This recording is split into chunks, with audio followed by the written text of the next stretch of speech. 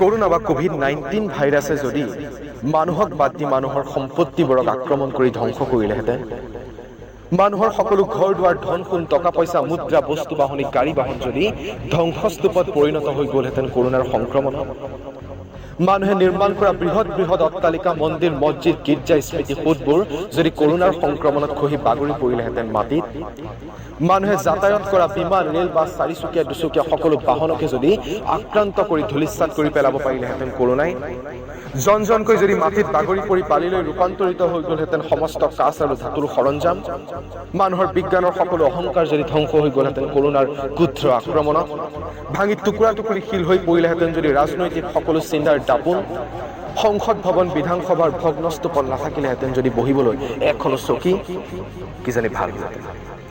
আকৌ মানুহে শূন্যৰ পৰা আৰম্ভ কৰিব লগা হ'লহেঁতেন যদি সকলো, লজ্জা নিবাৰণৰ কাৰণে যদি আকৌ মানুহে আদিম অৱস্থাৰ দৰে পিন্ধিব লাগিলেহেঁতেন গছ পাতৰ পোছাক,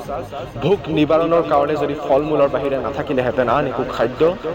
বিজ্ঞান যদি হৈ পৰিলেহেঁতেন কৰোনা বা কোভিড-19ৰ সন্মুখত অসহায়, মই তেনে কৰোনাক অভিবাদন জনালোঁ। তেতিয়া মানুহৰ মগজু আৰু ভাষাই আকৌ নিৰ্মাণ কৰি ল'ব লাগিলেহেঁতেন নতুন বিশ্ব, ইতিহাসৰ নতুন পৃষ্ঠা পুনৰ লিখিত হ'লহেঁতেন। বিজ্ঞানে পুনৰ মানুহৰ মগজুক ভৰসা কৰি আগবাঢ়ি যাওঁতে মানুহৰ হৃদয়ৰো সন্মতি বিচাৰিলে। কৰোনাই যদি মানুহ বা জীৱ জন্তুক নহয়, তাৰ সলনি আক্ৰান্ত কৰি ধূলিৰ লগত মিহলি কৰি দিলেহেঁতেন মানুহৰ সকলো সম্পত্তি আৰু আৰ্জন, সম্পত্তি বস্তু বাহনী আৰু ক্ষমতাক লৈহে মানুহৰ ইমান অহংকাৰ। এই অহংকাৰৰ যদি পতন হয় ভাল নহ'লহেঁতেন, এখন নতুন সমতাৰ বিশ্বৰ নাগৰিক হ'বলৈ ভাল নালাগিলহেঁতেন।